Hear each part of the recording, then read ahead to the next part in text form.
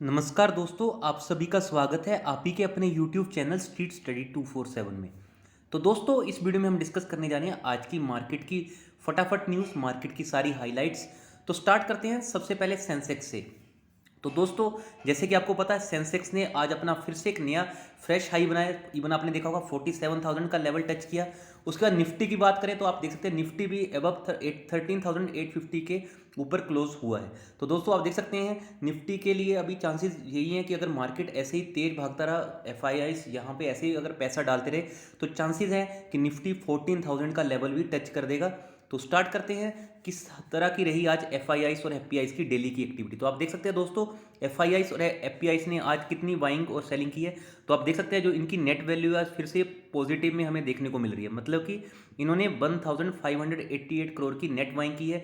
जब तक ये पॉजिटिव सेंटीमेंट रहेंगे एफआईआईस और एफपीआईस की तरफ से, तब तक हमारा मार्केट ऐसे ही, मुझे ऐसा लगता है कि उछाल लेता रहेगा। मैं ही बात करूं डीआईआईस की, तो डीआईआईस ने यहाँ पे फिर से आज जम के माल बेचा है, नेगेटिव में ही है। बट हमें किसके ऊपर फोकस रखना है? हमेशा हमें एफआईआईस और एफपीआईस की एक्टिविटीज़ के ऊपर फोकस रखना है। ऑलरेडी हमने देखा है कि 60,000 से ऊपर का पैसा एफआईआईस और एफपीआईस नवंबर मंथ में डाल चुके हैं। अभी देखना होगा दिसंबर मंथ में इनकी नेट बाइंग कितनी रहती है। जब भी एफआईआईस पैसा निकालते हैं तो मार्केट में गिरावट भी उस तरह से ही होती है। ये चीज़ें हम ऑलरेडी मार्च अप्रैल में देख चुके हैं। तो स्टार्ट करते हैं नेक्स्ट न्यूज़ से। So COVID-19 vaccine by Oxford AstraZeneca may get centre's approval in next few days. तो चांसेस हाई हैं एस्ट्राजेनेका की जो कोविड-19 वैक्सीन है, वो बेसिकली एस्ट्राजेनेका को के लिए पॉजिटिव न्यूज़ है कि यहाँ पे सेंट्रल गवर्नमेंट भारत की इनको अप्रूवल दे सकती है। तो दोस्तों, एस्ट्राजेनेका के जो शेयर है उसके ऊपर मेरे हिसाब से आपको पूरा फोकस रखना चाहिए। अगर आप चाहें तो फाइजर के ऊपर भी फोकस रख सकते हैं। अगर फाइजर को नहीं मिला और एस्ट्राजेनेका को मिल गया तो थोड़ा सा फाइजर के वो सेंटीमेंट्स को गिरा भी सकता है। बट अभी जो मेन न्यूज़ में है वो है एस्ट्राजेनेका। मूव करते हैं नेक्स्ट न्यूज़ पे। तो दोस्तों, आप देख सकते हैं नितिन गडकरी की तरफ से बातें क्लियर होती हुई हमें देखने को मिली। और देख सकते हैं जो बेसिकली हमारे union minister for road transport हैं, इन्होंने कहा है कि Tesla will start operations in India in early 2021। तो 2021 की शुरुआत में हमें टेस्ला यहाँ पे ऑपरेशन स्टार्ट करता हुआ देखने को मिल सकते हैं। आपको पता है एलोन मस्क ने भी कहा था जल्दी ही कि we are happy to come in to India. तो दोस्तों, टेस्ला आपको पता है इलेक्ट्रिक से रिलेटेड कंपनी है। तो मुझे ऐसा लगता है आप चाहें तो एक्साइड और अमर राजा बैटरीज, इन दो स्टॉक को अपनी वॉच लिस्ट में जरूर रखिएगा, क्योंकि ये स्टॉक्स मुझे ऐसा लगता है कि इन फ्यूचर आपको अच्छा रिटर्न दे पाएंगे। फिर भी आपको लगता है तो अपने फाइनेंशियल एडवाइजर की हेल्प जरूर लीजिए। बट आपको अगर दोनों में से अगर एक चूज़ करना है तो पहले Amar Raja battery, next is Exide. Next news पे आ जाते हैं। नेक्स्ट न्यूज़ देख लेते हैं। So Indian government tells airline not to fly in Chinese nationals report. तो भारतीय गवर्नमेंट ने जितनी भी एयरलाइंस है इनको बोला है कि आपको चाइनीज नेशनल्स में अभी के लिए फ्लाई करने पे इनकी बैन लगा दिया। आप देख सकते हैं centre has informally told airlines not to fly Chinese nationals in to the country. The development follows China's move to ban entry of flyers from India a month ago. तो दोस्तों, अभी के लिए मैं इसलिए कह रहा हूँ कि इवन आपने देखा होगा वॉरेन बफेट जी ने भी जितने भी इनके एयरलाइन सेक्टर के स्टॉक्स थे वो सारे बेच दिए थे। तो मैं यही कहना चाहता हूँ अभी के लिए आप चाहें तो एयरलाइन और मीडिया सेक्टर इनसे दूर रह सकते हैं। कंपनियां बुरी नहीं है, बट आपको पता है सिचुएशन बुरी है। आप चाहें तो अभी जो मीडिया सेक्टर में पीवीआर, आइनॉक्स या फिर इसके अलावा आपको पता है स्पाइस जेट और इंडिगो, इनसे दूर रह सकते हैं। नेक्स्ट न्यूज़ पे आ जाते हैं। नेक्स्ट न्यूज़ है डिक्सन से रिलेटेड। तो दोस्तों, आज डिक्सन के स्टॉक में हमें शानदार तेजी देखने को मिली। तो मेन रीज़न क्या था इसका? आज आपने देखा होगा 800 के ऊपर जो स्टॉक हमें आज तेजी दिखा रहा था। तो Dixon soars 7% as arm inspect with Motorola to manufacture smartphones. तो जो डिक्सन की होली ओन्ड सब्सिडरी है जिसमें डिक्सन का पूरा स्टॉक है, पूरा शेयर है, उसने आज बेसिकली मोटरोला के साथ आप देख सकते हैं टाई अप किया है टू मैन्युफैक्चर स्मार्टफोन्स। तो आप देख सकते हैं shares of Dixon technology rose after the company's wholly owned subsidiary. Wholly owned subsidiary मतलब कि 100% जो शेयर है वो इन्हीं का ही है, डिक्सन का ही है। इसका नाम क्या है? बेसिकली इसका नाम है Padget electronics entered into an agreement with Motorola for manufacturing of smartphones. तो इसलिए मैं कह रहा हूँ ये स्टॉक इवन 5000 के लेवल से भी मैं आपको बता रहा हूँ कि आप वॉच लिस्ट में रखिए। तो आप चाहे अगर आपने रखा होगा तो डेफिनेटली आपको अच्छे रिजल्ट भी मिले होंगे। तो दोस्तों, एल में कुछ बड़ा होने वाला है ऐसा मुझे लगता है। आप देख सकते हैं L plans to hire 1100 engineer trainee in 2021। जब भी कोई कंपनी इतने ज़्यादा एम्प्लॉयज़ को हायर करने का सोच रही है तो डेफिनेटली कंपनी कुछ बड़ा करने का बड़ा धमाका कर सकती है आने वाले टाइम में। बट एल क्या है? एल मैं लिख के बोला चाहता हूँ, ये लो बीटा का स्टॉक है। एल विप्रो, ITC, ये आपकी पेशेंस बहुत ज़्यादा मांगते हैं। अगर आपको पेशेंस है तभी आप स्टॉक में आइए। नेक्स्ट न्यूज़ पे आ जाते हैं, नेक्स्ट न्यूज़ देख लेते हैं। तो एल के लिए अच्छी न्यूज़ थी। तो दोस्तों फर्स्ट सोर्स सोल्यूशन जंप 16%। तो दोस्तों एक फर्स्ट सोर्स सोल्यूशन करके ये कंपनी है, बेसिकली इसमें राकेश झुनझुनवाला जी ने बहुत ज़्यादा स्टॉक उठाए हुए हैं, बहुत ज़्यादा उनका शेयर है। इसलिए कहना चाहता हूँ कि बट ये शेयर अभी अपना 52 वीक हाई पे चल रहा है। इवन मुझे ऐसा लग रहा है कि ऑल टाइम हाई के आसपास चल रहा है। तो इस स्टॉक को कवर इसलिए कर रहा हूँ कि अगर राकेश झुनझुनवाला जी ने उठाया और 52 वीक हाई पे चल रहा है, तो ऐसा नहीं कि आप भी इसमें कूद जाए। आप अपनी स्टडी कीजिए, अपनी रिसर्च कीजिए, अपने फाइनेंशियल एडवाइजर की भी जरूर हेल्प लीजिए। नेक्स्ट न्यूज़ है दोस्तों NIIT से रिलेटेड। तो आप देख सकते हैं NIIT का स्टॉक भी आज हमें 52 वीक हाई पे जाता हुआ देखने को मिला। After board clears ₹237 crore share buyback. तो यहाँ पे बोर्ड ने शेयर बाईबैक का अनाउंसमेंट किया, जिसके कारण हमें इस स्टॉक में शानदार तेजी देखने को मिल रही है। आप देखते हैं बाईबैक का जो प्रपोजल लेके आए हैं, वो लेके आए हैं एट ₹240 पर इक्विटी शेयर। तो आप अभी स्टॉक को अपनी वॉच लिस्ट में रखना चाहें तो रख सकते हैं। कंपनी अगर लॉन्ग टर्म के हिसाब से बोलूँ तो लॉन्ग टर्म के हिसाब से इतनी मुझे खास नहीं लगती है, बट फिर भी आपको लगता है तो अपने फाइनेंशियल एडवाइजर की हेल्प लेकर इसको अभी अपनी वॉच लिस्ट में रखिए। नेक्स्ट न्यूज़ दोस्तों ऊर्जा ग्लोबल से रिलेटेड कहना चाहता हूँ। आपने देखा होगा कि कुछ ही टाइम में ये स्टॉक डबल हो गया था, आज फिर अभी फिर से इसमें लोअर सर्किट लगे हुए हैं। अगर आपको BSE पे इसको बेचने का मौका मिला होगा तो शायद आपने अवश्य बेचा होगा।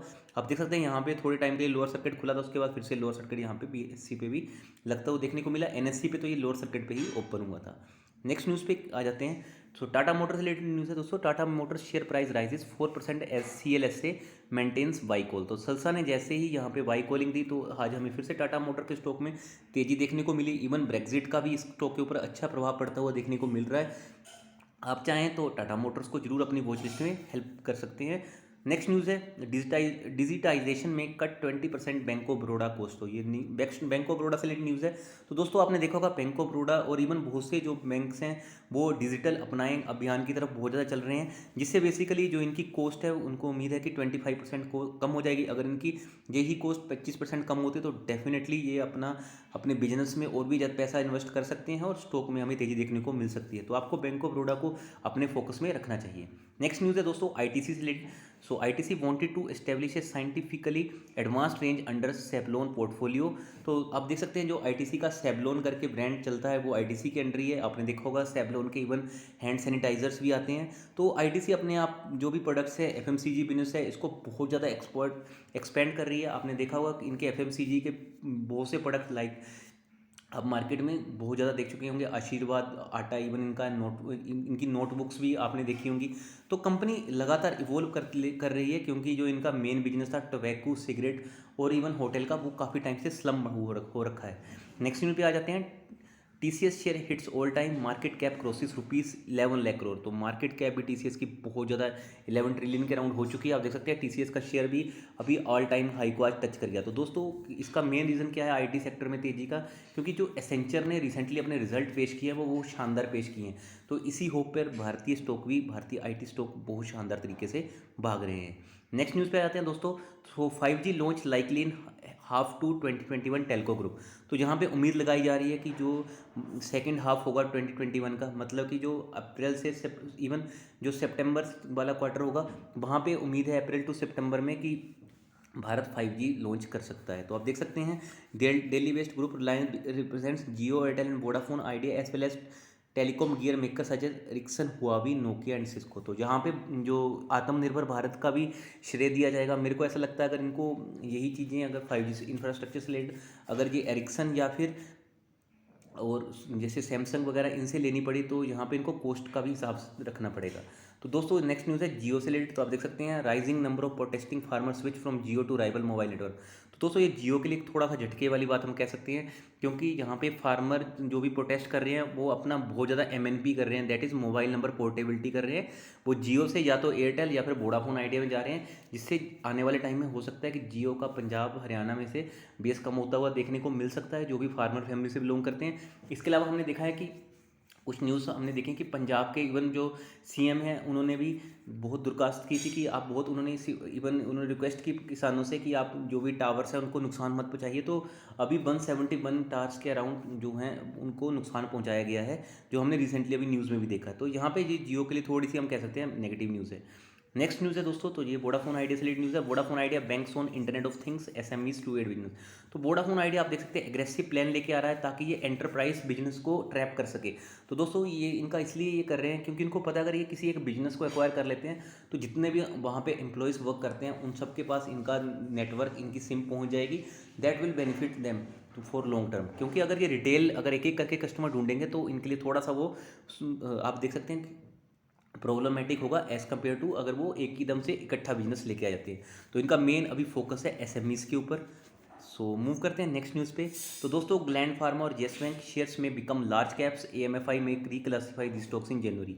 तो जनवरी में रिक्लासिफिकेशन को करेंगे स्टॉक्स की, कौन करेगा? Association of mutual fund of India. तो यहाँ पे ग्लैंड फार्मा और येस बैंक को लार्ज कैप में शामिल किया जा सकता है। तो आप देख सकते हैं Gland Pharma, Yes Bank, Jubilant FoodWorks, Adani Enterprises, PI Industries, Hindustan Aero will be reclassified as large cap stock. तो अनुमान लगाया जा रहा है कि ये सारे रिक्लासीफाई किए जा सकते हैं लार्ज कैप में। तो दोस्तों अगर इनमें से आपको कोई स्टॉक को अपनी वॉच लिस्ट में रखना चाहिए तो मेरे हिसाब से आप ग्लैंड फार्मा को रख सकते हो, पीआई इंडस्ट्रीज़ को, और रख सकते हो आप यूविलेंट फूडवर्क्स जो कि बेसिकली डोमिनोज पिज़्ज़ा ही है। तो चलिए दोस्तों इस वीडियो में इतना ही था। आई होप आपको वीडियो अच्छी लगी होगी। वीडियो अच्छी लगी होगी तो प्लीज़ लाइक करना। बहुत जल्दी मिलते हैं हम नेक्स्ट वीडियो के साथ। So thank you so much.